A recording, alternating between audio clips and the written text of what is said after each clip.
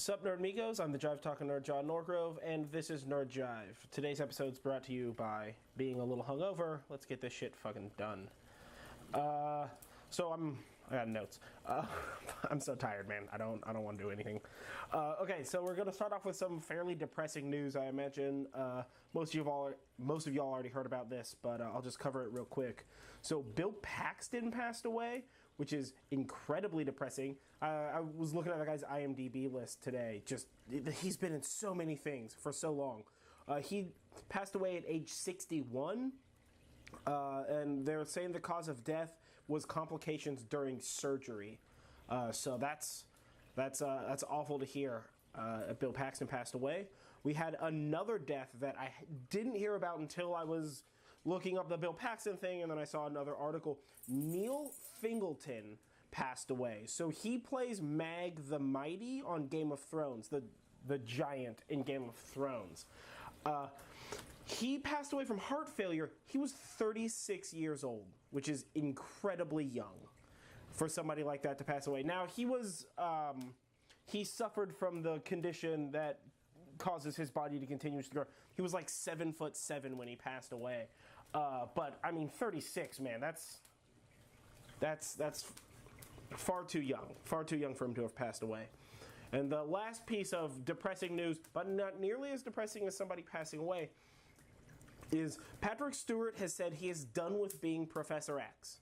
Apparently, the second screening of the Logan movie, Old Man Logan, was so good and so emotional and so beautiful that when he got done watching it, he basically said that was going to be his homage. I have a quote from him that I wanted to read because I think it really explains why he decided to leave. So, I realize there will never be a better, more perfect, a more sensitive, emotional, and beautiful way of saying au revoir to Charles Xavier than this movie. So I told Hugh that same evening, I'm done too. It's all over. That fire is making me look crazy right now. Awesome. But so he's leaving the role of Charles Xavier, which frankly, I think is the perfect role for him. I mean, hell, he might actually be Charles Xavier. That would not surprise me. That would not surprise anybody who's read the comic book, seen him, and seen the movies. He's perfect for it. So that's terribly depressing to hear. But I know that they're trying to do a whole new direction with the XMen universe. And frankly, I've heard a lot of rumors, and I think they should do it. They're in dire need of a reboot for the X-Men franchise. What was the last one? Age of Apocalypse? Yeah, Age of Apocalypse was just fucking awful. Just hot, sweaty garbage awful. Man, I mean, like, all of the actors did an okay job, and the story was, everything about that movie was solidly okay. The like weird, they just like cursorily glance Phoenix Force to resolve all of the problems in the movie was dumb. Just hot garbage, hot garbage. That movie. I think that's why they're. I mean, I think that's why they're letting Deadpool and Ryan Reynolds get away with bloody murder, because what else do they have? I mean, X-Men, it succeeded and it made money, but they know that it's shit, obviously. And Deadpool just murdered. So I don't know what the hell Fox is thinking, but it's a terrible loss for them to lose Patrick Stewart, and they need to get their X-Men in line. They need to get the X-Men franchise in line, because this is the thing. It's the fucking X-Men franchise. It is depressing that we are talking about the Marvel Cinematic Universe and the Avengers and all that kind of stuff with such awe and such awesomeness, and then the X-Men franchise with such shit. I mean, we all grew up watching the X-Men cartoons. They were wonderful. The comics are wonderful. It's so full of story, and we have just garbage in the movies. The standalone Wolverine movies were... The one where he went to Japan and fought Samurai Shredder for, like, fucking no reason at all. Just... Oh my god. All of the movies were bad. They've not made a good... I mean, maybe the first X-Men movie was good, and the second X-Men movie. They were okay. But even though they had a lot of faults, I think it's mostly just because I love Patrick Stewart dearly. So everything that he's in is just solid gold, except for the one where they went back in time. That movie was shit also. He was in that for like 5 seconds in weird spacesuit techno armor thing. Ah, shit. Crap movies. But either way, Patrick Stewart's leaving. It's a terrible loss for Fox, and they need to pull their heads out of their asses and maybe let Ryan Reynolds make more executive decisions for the entire X-Men franchise, because apparently he's the only person who works for them who fucking understands what the hell's going on. So, whatever. Next up, Hayao Miyazaki is retired. Like the many times that he said he's retired. He's never going to work again. It's bullshit. It's a complete lie. He's currently working on a short film that there's not a lot of information about, and people aren't kind of super interested in, because it's also recently been leaked from the studio that he's working with, from the Ghibli studio, that he is working on a brand new movie right now. The thing that he said he was retired from, he's doing. The only thing that we know as of now, and this is super rumor, so, you know, bear with it, but it's supposed to come out in 2020 for the Tokyo Games, because the Olympics are being hosted in Tokyo in 2020. So I don't know what the hell he's doing, but it's going to be awesome. Maybe it'll be a sports anime movie. I don't know if he's ever done a sports movie, but so that's super exciting. Hayao Miyazaki's back in the game. I mean, let's be real, he's never going to really retire. He's going to say he retires, and then he doesn't retire. It's, you know, it's like the baseball player that's like, this is my last Grand Slam, and then he's done, and then he Grand Slams it again. You know, he's gonna do that forever, and I'm totally okay with that, because he makes fucking fantastic movies, so who cares? But yeah, Hayao Miyazaki, he's back. He's back in, baby. I'll have a link to the Blaster article that I read this on. It's got a little bit more information about the short film also, but I was less interested in that, more interested in the Olympics Studio Ghibli movie, because that sounds fucking awesome. Who wouldn't be into that, right? Let's see. Oh, there was a teaser trailer for Shadow of Mordor. That I didn't play. No, excuse me. The teaser trailer is for Shadow of War, which is a sequel to Shadow of Mordor. I didn't play Shadow of Mordor, but I heard it's like the greatest game ever. I'm actually going to play Shadow of War. It looks really, really good. I just like missed the horse with Shadow of Mordor, so that's on me. But I'll have a link down below. Check that out. There have been a couple of other like teeny tiny teasers came out.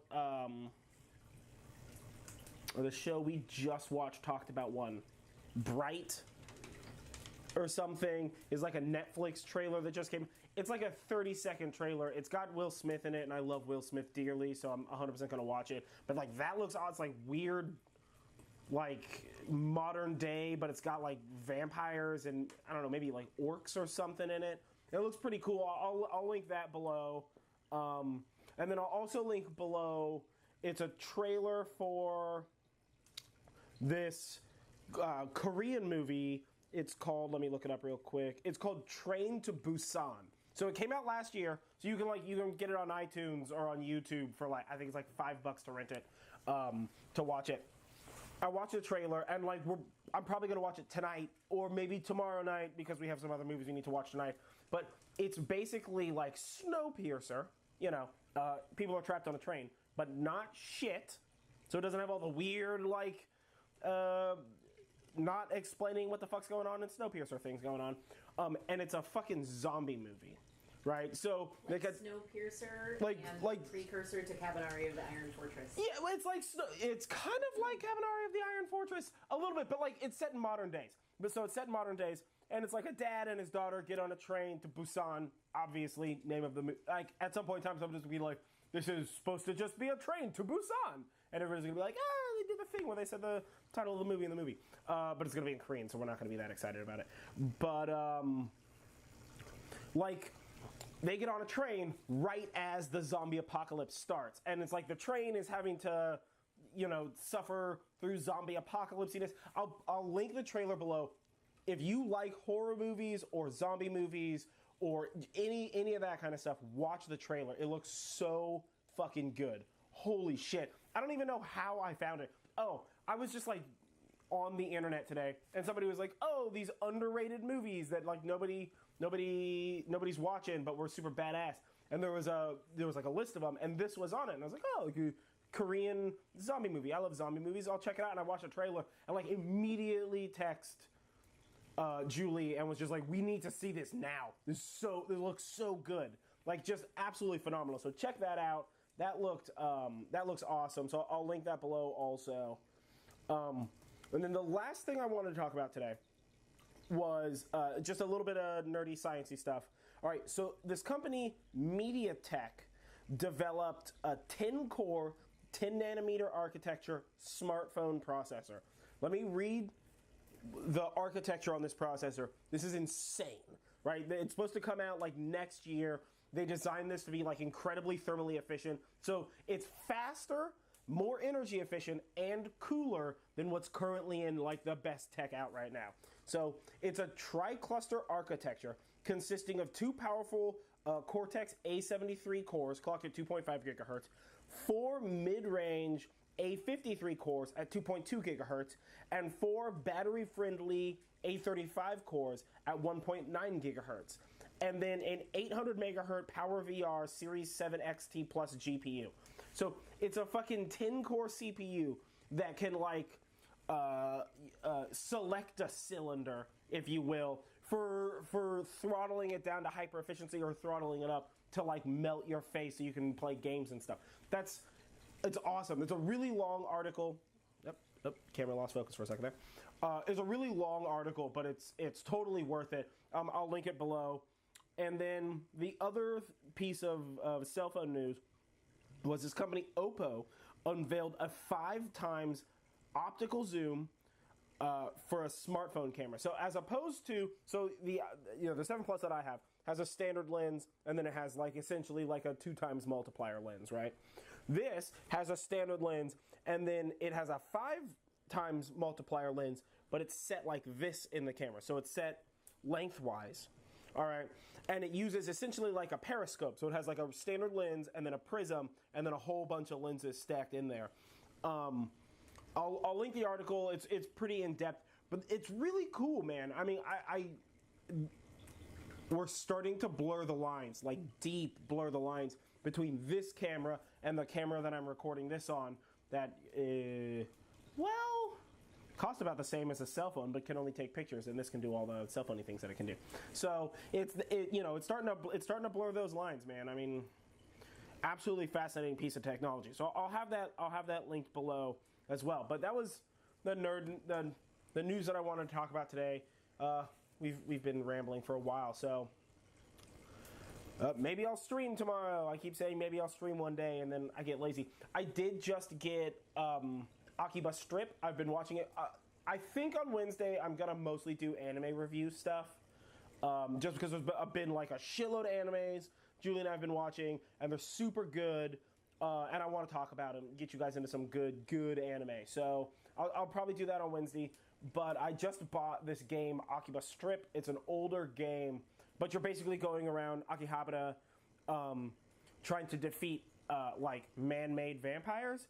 But the only way to defeat them is to expose their body below the neck area to sunlight, i.e. you have to rip the clothes off their body and then they melt in the sun. So, yeah, it's awesome. I played for like 5 minutes on Sunday or Saturday and was just like, this is hilarious. Like, are you kidding me? I'm chasing around people in Tokyo and trying to get them naked. It's solid gold. But so maybe I'll try to get that into some streaming or whatever. But there's an anime based on it. That's why I bought the game. I remember that it was based on a game. But either way, I'm tired and want to watch TV. So I've been John Norgrove. This has been Nerd Jive. Stay nerdy.